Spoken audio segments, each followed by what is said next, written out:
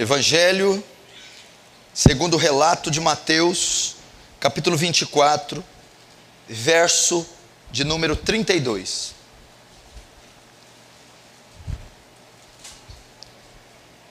Aprendei, pois, a parábola da figueira, quando já os seus ramos se renovam e as folhas brotam. Sabeis que está próximo o verão. Assim, Jesus é quem está dizendo aqui. Assim também vós, quando virdes todas estas coisas, sabei que está próximo às portas. Em verdade vos digo que não passará essa geração sem que tudo isso aconteça. Passará o céu e a terra, porém as minhas palavras não passarão. Vamos fechar os olhos. Pai Santo e Pai Bendito, eu venho a Ti através do Seu Filho amado, Jesus. E eu venho pedir hoje uma porção de graça, gloriosa, abundante, sendo despejada neste culto, sobre as vidas dessas pessoas, e abundando para a Sua glória. Que haja um espírito de temor nesse local. Que o Senhor nos dê entendimento da Sua palavra. Pai querido, salva-nos e seremos salvos. Liberta-nos e seremos livres. Ensina-nos e seremos ensinados. Edifica-nos e seremos edificados. Santifica-nos e seremos santificados. Que na nossa debilidade, que na minha fraqueza, o Senhor obtenha glória. Que o Seu reino avance e a Sua vontade seja feita, em nome de Jesus. Amém. Presta muita atenção no que eu vou dizer aqui essa noite. Como eu tinha dito, nós vamos iniciar hoje uma série sobre evangelismo. A princípio, eu iria fazer classes de evangelismo nos sábados à tarde, para aqueles interessados, para nós começarmos então um projeto de evangelização na cidade de Franca. Evangelizar ruas, hospitais, casas de recuperação, asilos, orfanatos, praças e todos os lugares possíveis. Então, faria essas classes no sábado e chamaria os interessados. Foi então que, ao meditar sobre a tarefa da grande comissão, eu pude ver que na grande comissão que Jesus ordena a evangelização do mundo, Ele não deu o luxo de ter uma classe de interessados e não interessados. A tarefa da grande comissão, da evangelização do mundo, é para toda a igreja, é para todos os cristãos, todas as classes de cristãos, todos os ministérios dentro da igreja. Então essas classes, essa série de evangelismo, será feito no domingo, o culto onde comparece o maior número de pessoas e de irmãos, porque é um dever e uma tarefa de todos nós evangelizar. Marcos 16, 15 e Mateus 28, 18 descrevem a grande comissão. Jesus reúne o seu povo antes de ascender aos céus e os comissiona a ide e pregai o evangelho, a palavra de Deus, a toda criatura da terra. Quem crer, se for batizado, será salvo, segundo o relato de Marcos. E ensinando todas as nações a guardar todas as coisas, batizando-as em nome do Pai, do Filho e do Espírito Santo, segundo o relato de Mateus. Nisso consiste a grande comissão, que toda a igreja saia às ruas a pregar a mensagem do Evangelho aos perdidos. E você precisa se conscientizar disso. Então essa série foi marcada com a intenção de promover nesta igreja um despertar, um incentivo, uma ordem para evangelizarmos a nossa cidade e até os confins da terra. Então todos vocês que estão aqui estão debaixo dessa comissão, desse comandamento, dessa ordem dada por Jesus. Se você está aqui hoje, é crente em Jesus e não se interessa por evangelismo, não se interessa por pregar o evangelho, você está em desobediência, está sob pecado. Você está em rebeldia contra Deus. É uma ordem, é um mandamento a todas as classes de cristãos, a evangelização. Se você tem omitido o evangelho da sua família, amigos, colegas de escola, de trabalho, viajantes, você está em desobediência. Você está pecando gravemente contra Deus, omitindo a eles a salvação, omitindo a eles o caminho da salvação do evangelho. E nós, antes de começar essa série, antes de você sair e ir às ruas pregar o evangelho, talvez você precisa de uma motivação.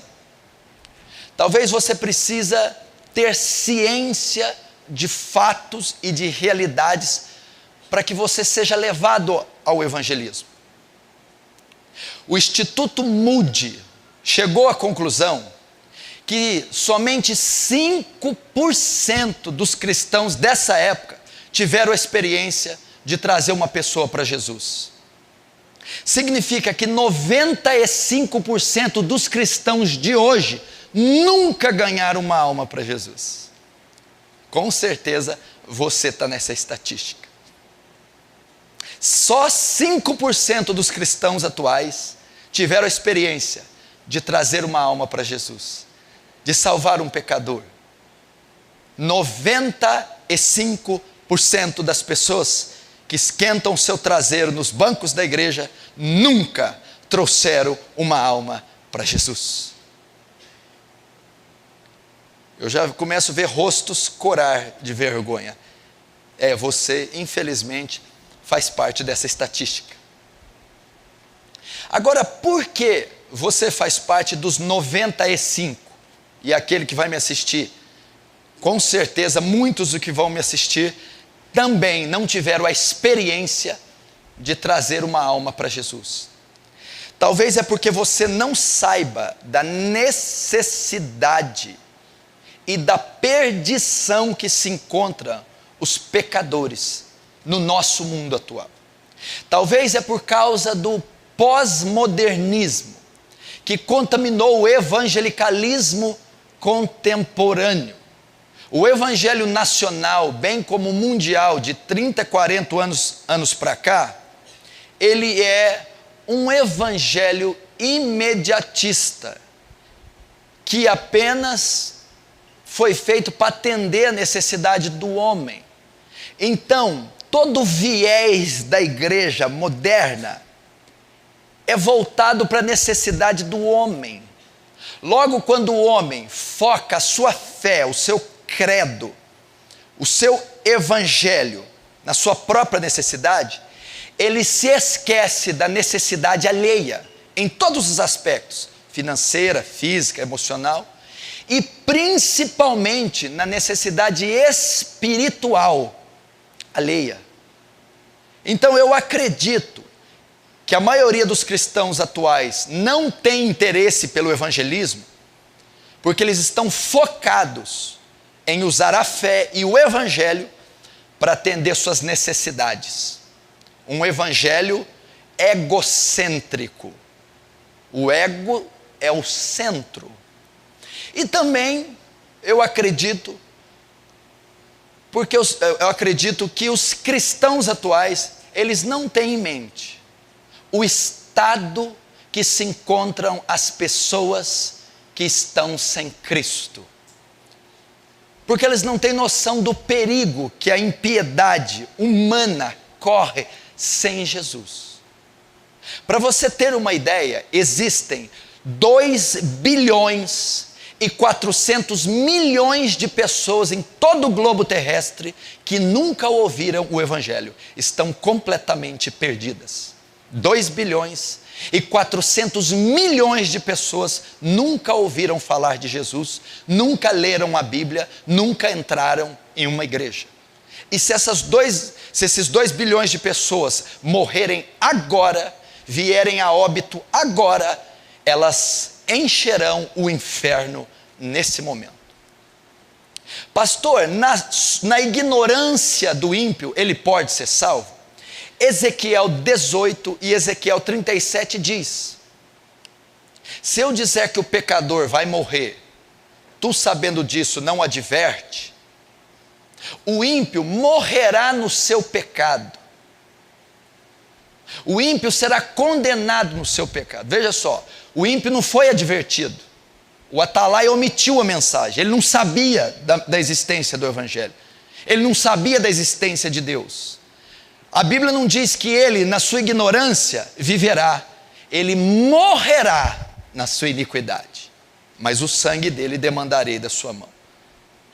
Então, Jesus está ensinando que aqueles que sem lei pecaram, sem lei serão condenados. Aqueles que sem conhecimento de Deus, do Evangelho, de Jesus, pecarem, serão condenados sem esse conhecimento.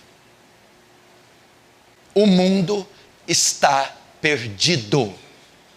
Você precisa saber, então, a primeira coisa que você precisa saber para começar a evangelização, para obedecer à ordem da grande comissão, primeira coisa que você precisa aprender é a situação do mundo atual. A situação e o estado que se encontra o ímpio. Presta atenção, Deus, um dos atributos mais proeminentes da natureza de Deus é a justiça. A justiça fala da excelência moral de Deus. Deus é absolutamente justo. Ele teria que deixar de ser Deus se ele não fosse justo. É intrínseco do caráter de Deus ser justo. E a justiça de Deus demanda, ordena que ele condene o pecador, que ele puna o pecador, que ele exerça juízo sobre o pecador. Então a justiça de Deus, a excelência moral de Deus ordena que ele condene, puna, execute juízo sobre o pecador. Ok? E sobre o pecado. O que é o pecado? Alguns significados. Transgressão da lei. Pecado é quebrar, desobedecer a lei de Deus. Pecado também é iniquidade, o oposto de equidade, justiça, injustiça. E o pecado, a palavra hebraica para o pecado quer dizer desviar-se do alvo. Esse é o sentido original da palavra pecado. Então, aquele que comete iniquidade, transgressão, se desvia do alvo, que é a lei e a vontade de Deus, e ele é punido por Deus por causa do pecado. Ok, quem então pecou? Quem será punido por Deus? Quem será condenado? Quem sofrerá o justo juízo de Deus? A justa ira de Deus? Quem? Quem pecou? E quem pecou? Romanos 3:23 diz: todos pecaram e destituídos da glória de Deus estão. Todos pecaram. A Bíblia diz que não há um homem sequer, nenhum só que não peque.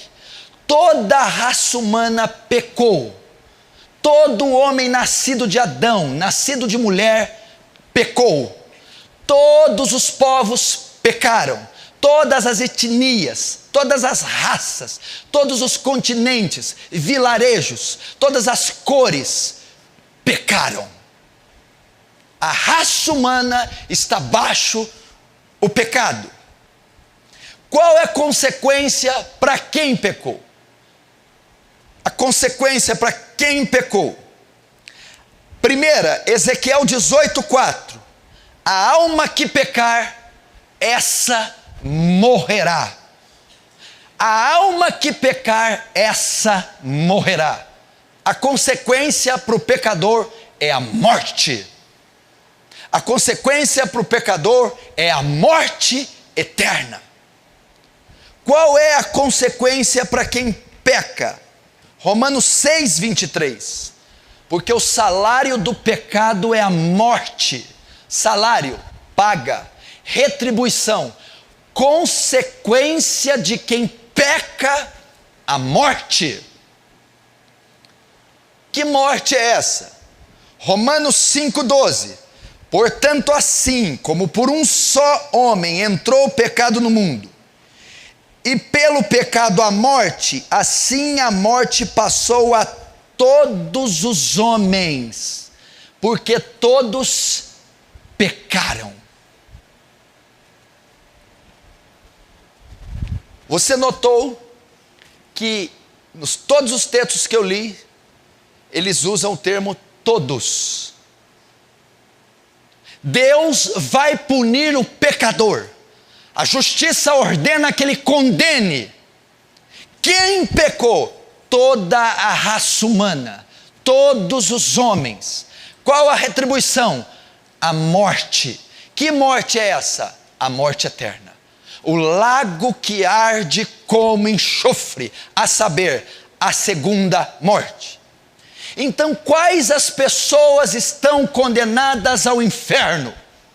Quais as pessoas estão fadadas a sofrer a justiça de Deus? Toda a humanidade que está sem Jesus. Todos os homens que não nasceram de novo. Todos os homens que não creram no santo evangelho. O mundo está perdido. O mundo está sob o juízo iminente de Deus. O mundo está sobre o julgamento iminente de Deus. As nações estão perdidas. Os povos estão perdidos. Vilarejos, favelas, grupos sociais, heresias, seitas, tribos estão perdidas. Estão sob o pecado.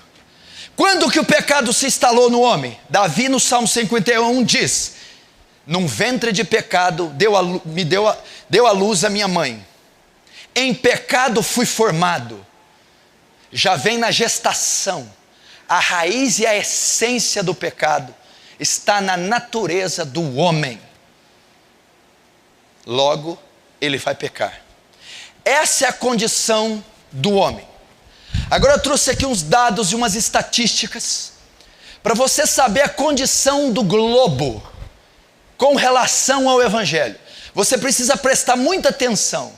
Eu não quero ninguém conversando aí no fundo. Por favor, eu preciso da sua atenção. É uma aula isso aqui. Somente na Índia existem 360 milhões de deuses. A Índia é o segundo país mais populoso do globo, que tem quase 1 bilhão de habitantes, perdendo apenas para a China. É uma cultura que adora 360 milhões de deuses falsos. E é uma das nações mais corruptas, mais sujas, mais sincréticas de toda a terra. É quase uma nação inteira condenada. Esse é o estado da Índia, que possui quase 1 bilhão de habitantes. Ela está sob maldição e sob a ira de Deus. Japão, a terceira maior economia do mundo. A nação inteira ainda está prostrada em adoração a Buda. No Japão, nós temos um dos menores índices de evangélicos na nação. É uma potência mundial oriental que está sobre uma cegueira e sob condenação. Tóquio, uma das cidades mais ricas e mais populosas do mundo, está perdida, está condenada. O continente africano está entregue à feitiçaria e ao ocultismo. As religiões afro dominam, cegam e destroem o continente africano. Das 1.800 línguas faladas na África, a palavra de Deus foi traduzida em apenas 150 línguas. Das 1.800 línguas faladas no continente africano, a palavra de Deus está escrita em apenas 150 línguas. 40 milhões de africanos nunca leram a Bíblia, nenhuma vez sequer. Não possui um exemplar sequer da Bíblia no seu idioma. Das 40 nações mais pobres do mundo, 32 estão no continente africano. É um continente que está sob uma profunda miséria e destruição. E milhões estão caminhando para o inferno. Na América Latina, ela está dominada pela idolatria, o catolicismo romano, o espiritismo kardecista e a feitiçaria. Está infestada de paganismo e crendices.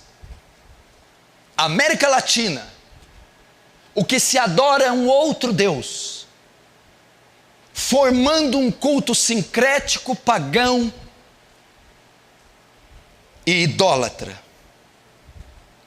No Oriente, o islamismo é a religião que mais cresce no planeta. Estudos dizem que em alguns anos o islamismo vai alcançar 1.750 bilhões de adeptos.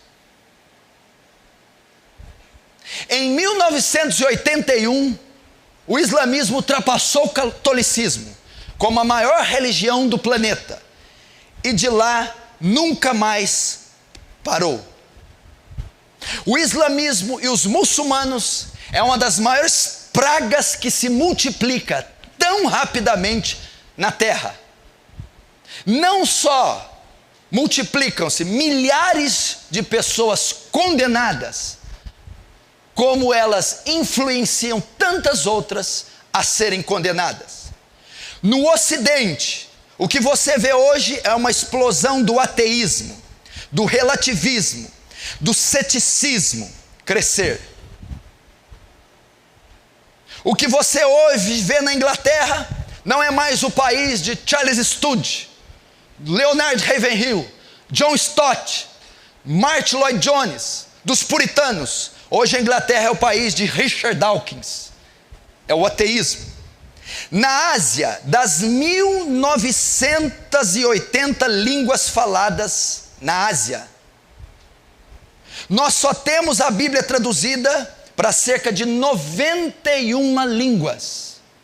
Das 1.980 línguas que são faladas na Ásia, nós temos a Bíblia traduzida só em 91 línguas. A Europa hoje é considerada um continente pós-cristão. A Europa que foi berço da reforma protestante. A Europa que foi a terra natal de Martinho Lutero, Savonarola, John Wycliffe. A Inglaterra que foi berço de John Calvino. Hoje é um continente pós-cristão. Apostatou, se esfriou. As etnias são pequenos povos. Estima-se que hoje existem 11.227 etnias no mundo. Destas 11.227 etnias, 6.614 têm menos de 2% de cristãos evangélicos.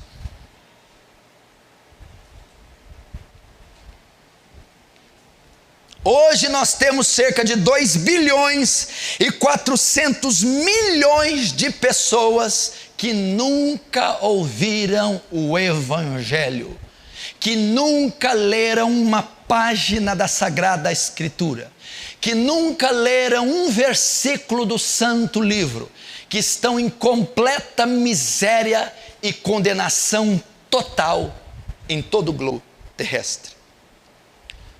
O presidente John Kennedy, quando foi assassinado em Dallas, em 1963, dia 22 de novembro, lembra-se? O presidente Kennedy, no seu desfile, é assassinado. Em 22 de novembro de 1963, em 12 horas, metade do globo terrestre, metade do planeta, foi informado da morte de John Kennedy. Há 2000 anos atrás, o Filho de Deus morreu na cruz, e quase metade da terra ainda não conhece ele.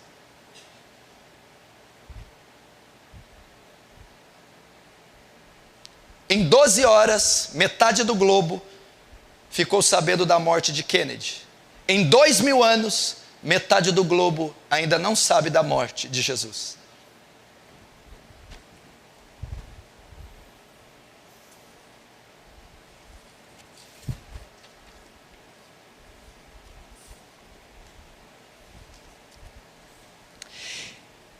Preste atenção nesses números. Estatísticas mostram que nos últimos 60 anos houve uma explosão de seitas orientais e de religiões pagãs como nunca na história. O islamismo em 60 anos cresceu 500%. O hinduísmo cresceu 167%. O budismo cresceu 145%. E o cristianismo cresceu apenas 47%. O mundo está perdido. Hoje, a religião que mais cresce é o Islã. O alvo dos muçulmanos é alcançar o mundo inteiro para o islamismo. Se os muçulmanos fossem cristãos, o mundo estaria vivendo um avivamento. Jesus seria o Senhor da terra. Mas infelizmente, o que está alcançando o mundo inteiro é o Alcorão, é Maomé, é Alá, e não é o Senhor Jesus Cristo. O alvo deles é alcançar o mundo inteiro. Na Europa isso já está acontecendo. Um dos propósitos do islamismo é transformar a Europa em um continente muçulmano, islâmico. O Sandro esteve lá, o José esteve lá, o pastor Danilo esteve, eu estive. Eles estiveram na França, na Itália, estiveram na Rússia. Você vê uma explosão de muçulmano nos aeroportos, nas capitais das grandes nações. Você vê muçulmanos em todos os lados, fazendo negócio, fechando negócio, tomando a liderança, tomando a égide das nações. Os muçulmanos têm crescido. Hoje o islamismo é a religião predominante de 43 países. Em 43 países do globo, os muçulmanos, o Islã é a religião predominante do país inteiro. Só no Egito, 94% da população é islâmica. Na Arábia Saudita, quase não se faz menção da existência de uma igreja cristã sequer. Esses países estão completamente perdidos. Na Suécia, na França e na Inglaterra, os muçulmanos já são a segunda maior religião. Países ricos da Europa, influentes, países que já tiveram grandes homens de Deus, hoje os muçulmanos ocupam o segundo lugar. Na Alemanha existem mais de 2 milhões de muçulmanos, berço da reforma, país de Lutero. Os muçulmanos estão invadindo a Europa. Nas Ilhas Britânicas existem mais de 1 milhão de muçulmanos, mais de 1.200 mesquitas e 5.000 escolas muçulmanas, só nas Ilhas Britânicas. Dos crentes convertidos na Inglaterra, só 4% frequentam os cultos.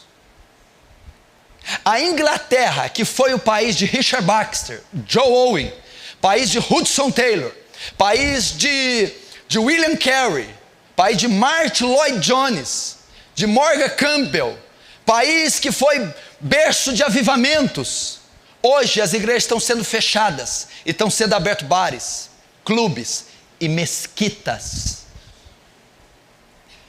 Os muçulmanos estão dominando. Na antiga Iugoslávia foram construídas mais de 600 mesquitas depois da Segunda Guerra Mundial. O Islã é uma praga que está lastrando com tanta força no globo e nós não temos sequer uma pista disso. A força dos muçulmanos é violentíssima. A consagração, a doação, a entrega que eles têm ao seu Deus, à sua fé, coloca o cristianismo contemporâneo no chinelo. É como se eles avançassem num avião supersônico e nós fôssemos de charrete, no que diz respeito ao evangelismo.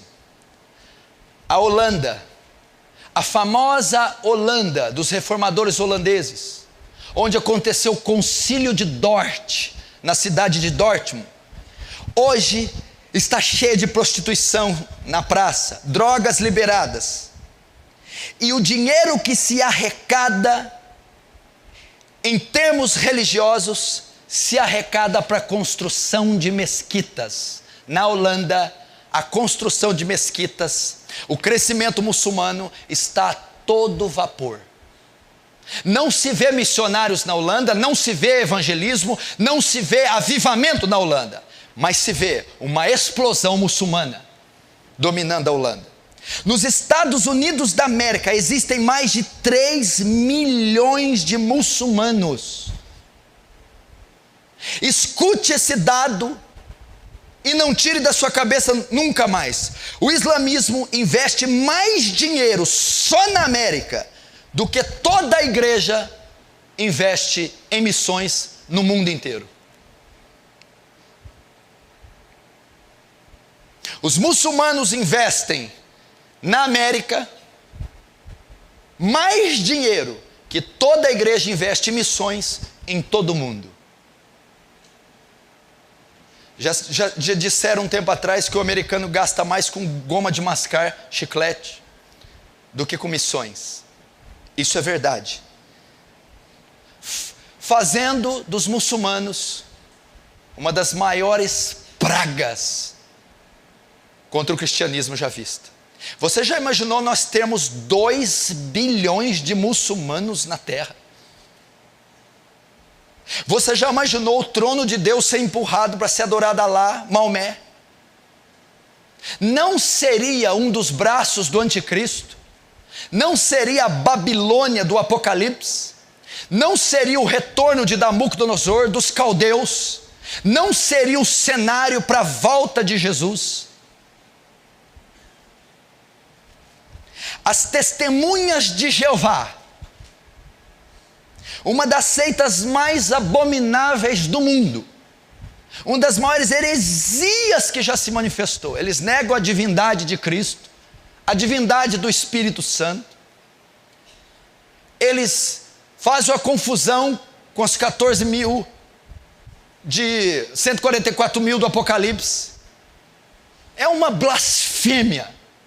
Eles possuem a maior gráfica e o maior equipamento e mais sofisticado de impressão religiosa do mundo. Depois da Segunda Guerra, a igreja foi acusada de ensinar leitura para as pessoas. Mas não era a igreja que estava ensinando, eram as testemunhas de Jeová. Nenhuma outra religião publica livros, revistas, notas, artigos e jornais em todo o mundo como as testemunhas de Jeová. A revista Despertar e Sentinela já teve bilhões de exemplares publicados desde o seu fundamento. É uma das seitas que mais se alastra no mundo. É uma das seitas que mais cresce no mundo e leva milhares e milhões ao engano. É um dos melhores métodos de evangelismo que existe no mundo. Todas as bases das testemunhas de Jeová têm os mapas da cidade, e eles vão em todas as ruas e todas as casas da cidade inteira, de porta em porta, sendo mordido por cachorros, sendo espancados, sendo feridos com água fervente, mas eles não desistem. Testemunhas de Jeová. Mormons, os santos dos últimos dias, a igreja dos santos dos últimos dias, é uma das seitas mais milionárias do mundo. Nos últimos 6 anos, os Mormons cresceram 460%. Você vê os templos que eles constroem, só em Franca tem 3 grandes templos belíssimos. É uma religião milionária que está explodindo em todo o globo. Brasil, o que mais tem crescido são as seitas orientais. Está havendo nos últimos 20 anos uma explosão de Seixonoe, Ordem Rosa Cruz, budismo. No Brasil, Hare Krishna, ciência cristã e messiânica, tem atracado nas praias brasileiras e sendo consumido pelos cristãos. Estima-se que no Brasil ainda existem 123 milhões de católicos. E dizem que o país está em avivamento. E dizem que o país está gozando de um avivamento. Aonde? 123 milhões de idólatras, condenados, cegos. O Brasil, de um tempo para cá, foi considerado o maior país espírita do mundo. Houve nos últimos 15 anos uma explosão do espiritismo com esses filmes e livros publicados. Nosso Lar, filme do Chico Xavier, arrogou ao Brasil o título de o maior país espírita do mundo. Franca foi um tempo considerada a cidade que você mora, em termos de proporção, a maior cidade espírita do Brasil. Proporcionalmente.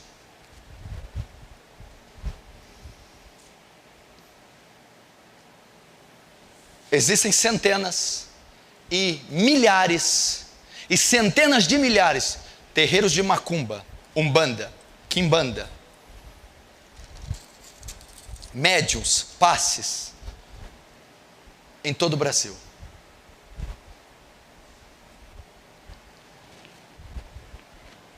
Esse é o estado do mundo. Esse é o estado do homem moderno. Ele está abaixo maldição. Ele está perdido. Vejam as estatísticas. Por que que eu iniciei o culto abrindo em Mateus 24 e Jesus alertando quando vede todas essas coisas? Sabei que está próximo o fim. Nós estamos vivendo o fim. Todas as profecias até o exato momento já foram cumpridas. O retorno de Jesus está muito mais próximo do que você pode imaginar. Jesus está às portas. Jesus vem sem demora. Jesus vem buscar a sua igreja. Jesus vem despejar os juízos dele sobre a terra. E o tempo do fim se aproxima. E a volta de Jesus está muito mais próxima que imaginamos. O que isso tem a ver com evangelismo e missões? Significa que nós temos pouco tempo. Nós temos pouco tempo para salvar essa multidão, esse bilhão de bilhões perdidos. Você não tem mais tempo a perder. Olhe para suas cãs, olhe para a sua idade, olhe para a condição do mundo, olhe para a figueira, olhe para os sinais, veja o fim se consumando. E se o fim chegar e essas pessoas se encontrarem nesse estado, elas serão condenadas, elas serão mortas, elas irão ao inferno.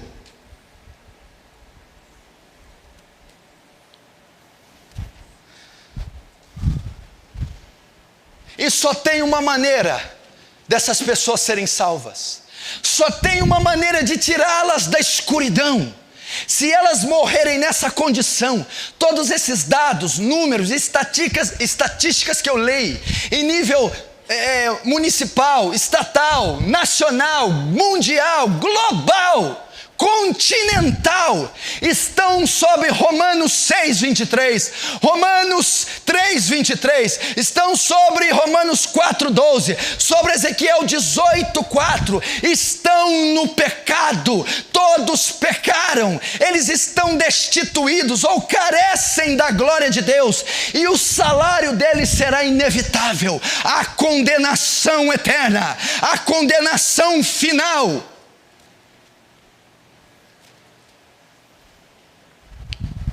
Pastor, no que implica essas pessoas morrerem como elas estão? Para onde elas vão?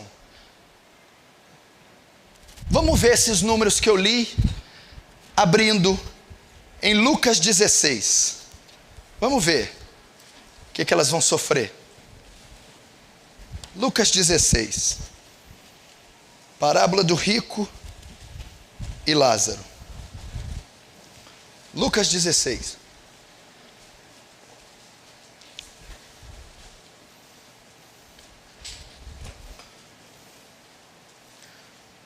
Lucas 16, verso 22. Aconteceu morrer o mendigo e ser levado pelos anjos para o seio de Abraão. Morreu também o rico e foi sepultado no inferno. Estando em tormentos, levantou os olhos e viu ao longe Abraão e Lázaro no seu seio. Então, clamando, disse: Pai Abraão, tem misericórdia de mim, e manda Lázaro que molhe a água, a ponta do dedo, e me refresque a língua, porque estou atormentado nessa chama.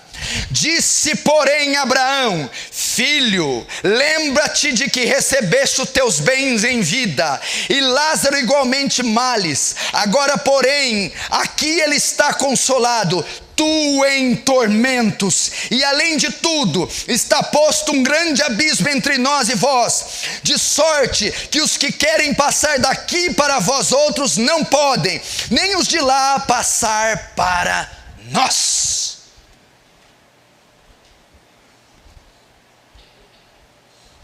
Vejam para onde essas pessoas vão.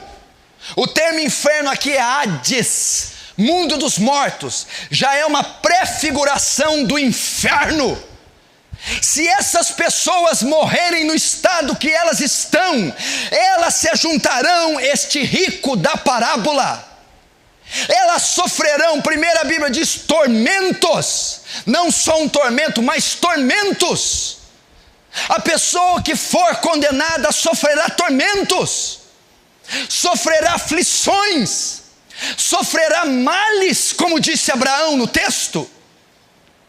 Essas pessoas não estão fadadas a ficar numa sala escura apenas, não estão fadadas a serem divididas de outros espíritos de luz. Essas pessoas estão fadadas ao sofrimento eterno, a males eternos, a punição eterna, ao castigo eterno. Segundo, quando ele roga a Abraão, Abraão diz para ele: lembra-te, a memória não vai ser tirada. Os condenados terão consciência, noção de existência. Descartes disse: penso, logo existo. O ser humano tem noção da própria existência. Lá no inferno, eles terão noção da sua própria existência. E eles terão toda a sua memória intacta. Você já imaginou o horror? Longe dos entes queridos, tendo em mente os pecados, a desobediência, as oportunidades que rejeitou do Evangelho, pois essa multidão de bilhões, se for condenadas, sofrerá suplício, castigo, a ira de Deus, tormentos eternos, e a sua consciência não será tirada. O que mais?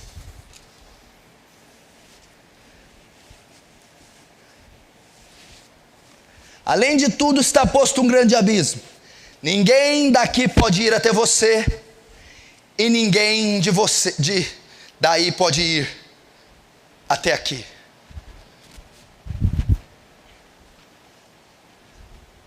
Sabe quanto é o tempo do castigo? Uma eternidade. Manda Lázaro vir aqui, ele não pode ir aí e você não pode sair daqui. Essas milhares de almas estarão condenadas por toda a eternidade. Manda Lázaro vir aqui. Você não pode receber visitas no inferno. Essa multidão de ímpios jamais verá sua mãe de novo, os seus filhos, os seus pais, jamais verá um anjo, jamais verá a presença santa de Deus, jamais será visitado por um santo, jamais será evangelizado, nunca mais verá a face de um santo.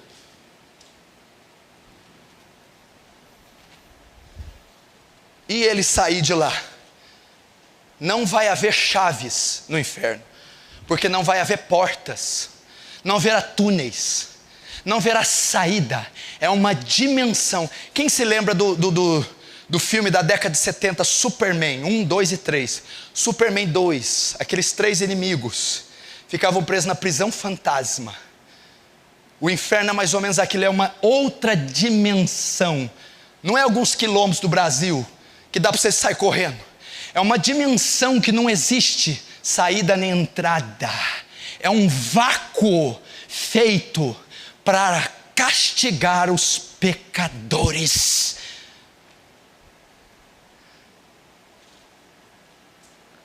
Terceiro, manda Abraão, Lázaro molhar o dedo com água e pôr na minha língua. Não. O que significa? Lugar que não haverá alívio da dor. Quem já ralou o braço, dói tanto, mas na mente já está condicionada, vai passar e passa.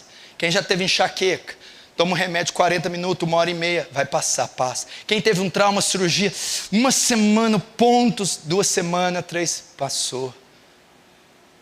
Quem já teve agonia no peito, aflição, depressão, agonia porque o marido não chegava, agonia porque o filho não deu notícia, meu Deus, onde esse menino está, sumiu, aí ele aparece de manhã, aí o marido liga, não, eu parei aqui no posto, estou abastecendo. No inferno não haverá alívio, não haverá dores tremendas. Eu estou com sede, porque essa chama me atormenta, essa chama me arde, alivia a minha dor, Abraão. Não haverá alívio de dor no inferno, não haverá alívio do tormento no inferno. Não haverá remédio, medicação, regeneração da carne putrefada, não haverá alívio no inferno. Ele diz, tem misericórdia, pai Abraão. A Bíblia diz assim, Mauri, o juízo de Deus é sem misericórdia. Não existe misericórdia no inferno. Ela foi cessada. O trono de misericórdia agora Hebreus diz: entrai confiadamente junto ao trono da graça, para que possa alcançar misericórdia e achar graça. Hoje o trono é de misericórdia e graça. Neste tempo, o trono é o trono de julgamento. Não há misericórdia no inferno. Tudo isso vai acontecer se esses pecadores continuarem no estado que eles estão. Nações inteiras vão ao inferno. Pastor, como é que você diz isso? Ai de ti, Corazim, ai de ti, Betsaida, se em Tiro e Sidom tivessem feito os milagres que aqui se fez, há muito teriam se arrependido como pano de saco e cinza. E tu, Cafarnaum, a tua soberba te eleva até os céus, mas tu serás abatida até os infernos. Cidades inteiras, povos inteiros, religiões e seitas inteiras engolidas pelo inferno. É o estado deles. Talvez dentro dessa estatística entra teu marido, entra teu esposo, entra tua esposa, entra seus pais, entra seus vizinhos, entra seus filhos, entra os colegas de trabalho, os colegas de escola, os reitores, os professores, os clientes. Eles estão dentro dessas estatísticas, baixo uma maldição terrível. Só uma chance para eles. Só uma chance para eles serem salvos. Só um meio desses povos serem salvos. Jesus, sabendo disso, organiza a grande comissão. Ele chama a igreja dele. Ele chama os que não estão sob a ira mais. Ele chama os remidos e dizem para eles: vão até essas nações, até esses povos, esses continentes, essas etnias, essas seitas, essas religiões, e preguem o meu santo evangelho. A única maneira desses povos serem salvos é o evangelho de Jesus, é o santo evangelho, a boa notícia que um justo Deus deu o seu filho para morrer na cruz pelos muçulmanos, kardecistas, católicos, budistas, orientais, ateus, e só crendo no Filho de Deus eles poderão ser salvos. Agora vai a pergunta: como crerão de quem não ouviram? E como ouvirão se não há quem pregue? E como pregarão se não forem enviados? Só tem uma maneira dessa multidão ser salva: é através do evangelho. O evangelho não é conforto para você não, filho. O evangelho não veio dar carro e casa não. O evangelho não é uma igreja para ter um ambiente, sair com paz. O evangelho é para resgatar essa multidão. O evangelho é para tirar ela das crendices, do engano, do pecado. Só o santo evangelho. Agora, como que o evangelho chega até elas? Através de você. A grande comissão não consistiu em Deus enviar anjos. A grande comissão não consistiu em Deus enviar arcanjos. A grande comissão não consistiu em enviar querubins. A grande comissão não consistiu em Deus enviar serafins. Ele não incumbiu a missão de levar o evangelho. Ele não deu ordem à tarefa da grande comissão a outra criatura, a outro povo no universo, a não ser a sua santa igreja. É a igreja de Cristo que foi dada a tarefa da evangelização mundial. Portanto, a partir de hoje, saiam dessas portas, ide e pregai o evangelho a toda criatura da terra.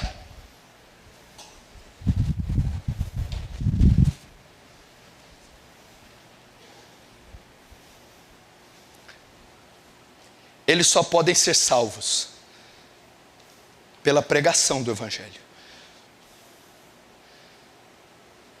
E só você pode pregar o Evangelho a eles.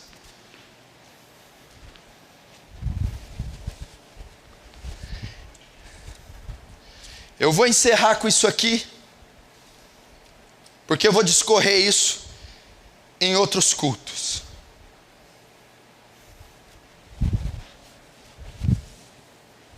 Presta atenção.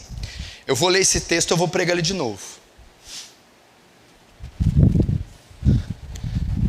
Eu te li aqui as estatísticas do estado da raça humana.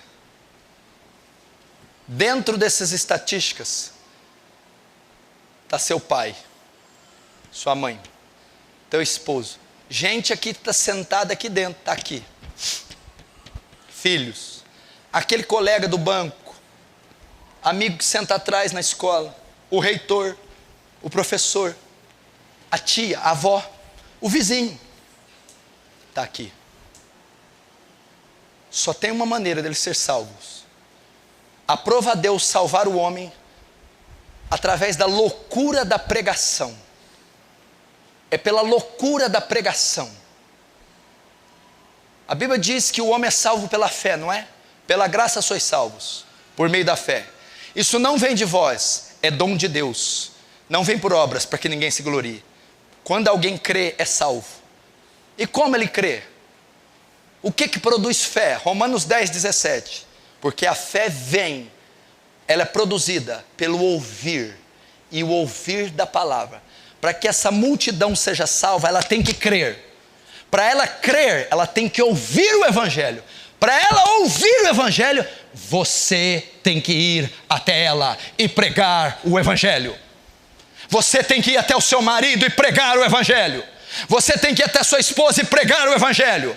Você tem que ir a seus filhos e pregar o Evangelho. Você tem que ir até os seus pais e pregar o Evangelho. Você tem que ir na repartição que você trabalha e pregar o Evangelho. Nos seus clientes e pregar o Evangelho. Tem que ir nos seus professores e pregar o Evangelho. Até os alunos e pregar o Evangelho. Até sua cidade natal e pregar o Evangelho. Você tem que pregar o santo Evangelho. Assim elas ouvirão, assim elas crerão, e assim elas serão justificadas, salvas, com a pregação do Evangelho. Igreja,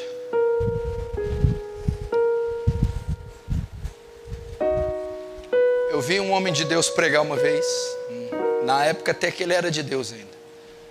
Ele pegou o mesmo papel que eu e disse assim, ó: essas estatísticas não me deixam dormir. Não me deixam dormir. Se você é um crente salvo, como é que você dorme sabendo que 40 milhões de africanos nunca leram a Bíblia? Como é que você dorme sabendo que quase 1/3 do globo terrestre nunca ouviu Jesus? Como é que você dorme sabendo que seu marido pode ter um infarto hoje para o inferno? Que o seu pai pode ser achado num terreno baldio, morto, condenado? Como que você dorme?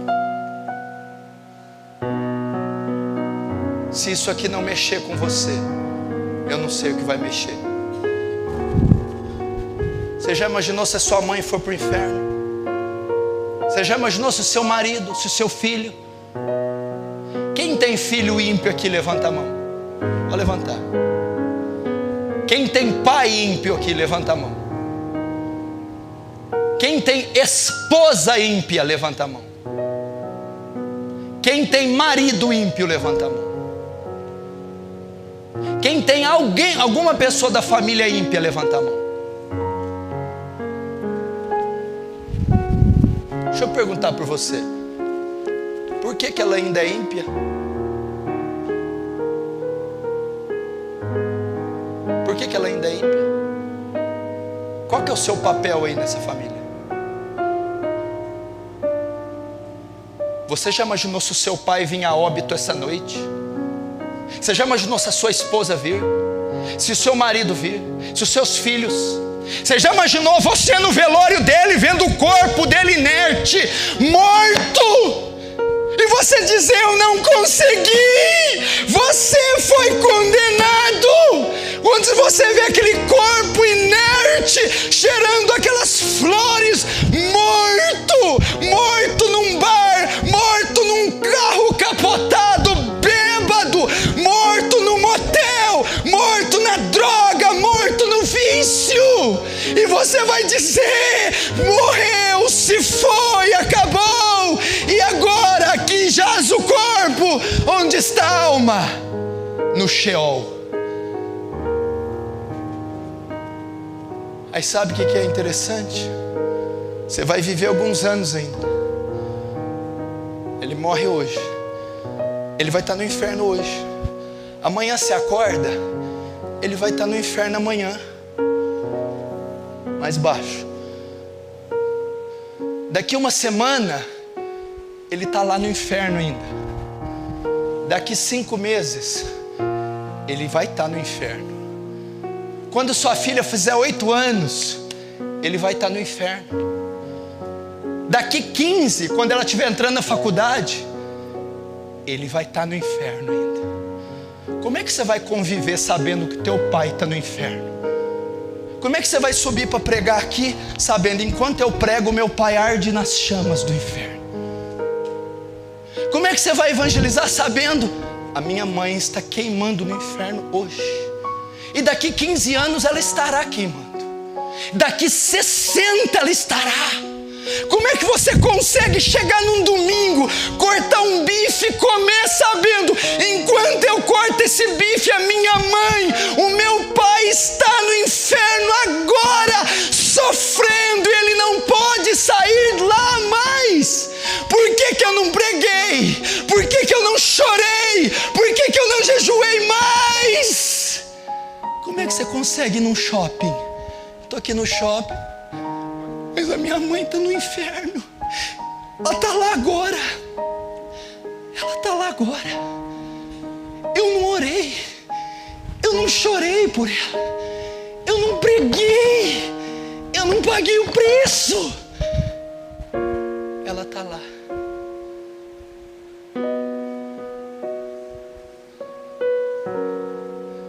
Como é que você consegue viver? Imagina eu como pastor, se souber que a minha mãe foi para o inferno. Como é que eu toco a minha igreja? Como? Todo dia que eu subir para pregar, eu vou saber: ela está lá. Quando eu estiver preparando o sermão, ela está lá e eu não posso tirar ela de lá mais. Quando eu for passear no shopping com meu filho, ela está lá no inferno. Ela está lá agora, nesse exato momento, e nunca mais vai sair de lá. Nunca mais. Daqui 15 anos ela ainda estará. Daqui 25 ainda estará. Quando eu estiver velho, aposentado, também estará.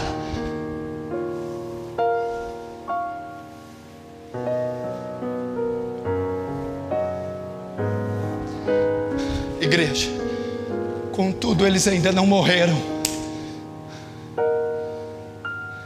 Eles ainda estão vivos. Eles são arrogantes, eles são soberbos, eles são endemoniados, eles são carnais, eles são vaidosos, mas eles ainda estão vivos. Chore enquanto estão vivos, pregue enquanto estão vivos, jejue dias, noite, meses, anos, até que o Espírito Santo tenha misericórdia e salve.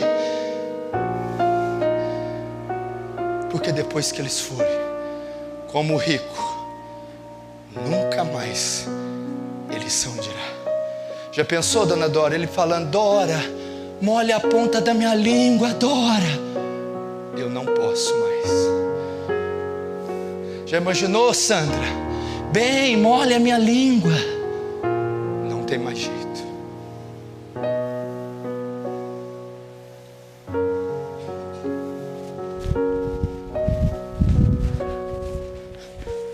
Pois eu te digo, se você não pregar, vai acontecer isso. Se você não chorar por essa alma. Tem obreiro que me procura: ah, pastor, eu já desisti dessa menina. Ah, pastor, desisti desse cara. Ah, pastor, não. se você não sofreu dor de parto, se você não passou madrugadas insones por um pecador, você não pode desistir dele.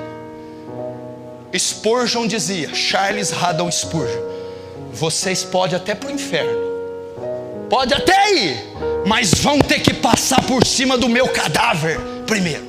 Vão ter que me matar para ir para o inferno. Não vai ser fácil vocês irem para o inferno nessa igreja, porque tem um homem orando, jejuando, até que um dia o Espírito Santo rompa esse coração e quebre suas rótulas, e você se dobre ao senhorio de Jesus e ao santo evangelho. Vocês podem até ir para o inferno, mas vão ter que passar por cima do meu cadáver. Fecha os olhos, vamos orar.